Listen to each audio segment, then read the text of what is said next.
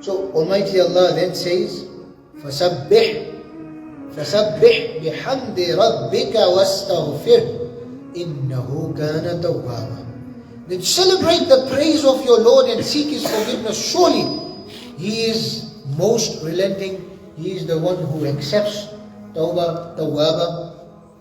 Now remember that when you see these things happening, then engross yourself in the recitation of Tasbih, Tahleel of Allah and offering prayers of forgiveness for your followers, as henceforth your life will be nearing completion.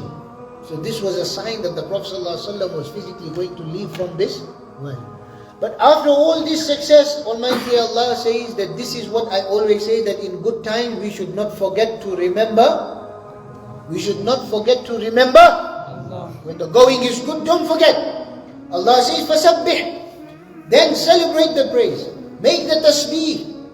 بِحَمْدِ رَبِّكَ of your Lord and seek His forgiveness. وَاسْتَغْفِرْ. And seek His forgiveness. Now you must know that asking for forgiveness, the Prophet ﷺ didn't need to ask for forgiveness. So why is Allah saying this? This was to educate us as the ummah, for the sinners of His ummah, to say that we must make tawbah, we must make.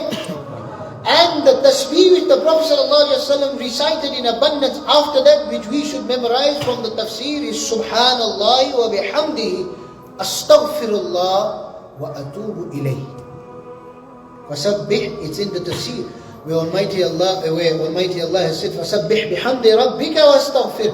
So the Prophet ﷺ started reciting Subhanallah wa bihamdihi astaghfirullah wa atubu ilayh.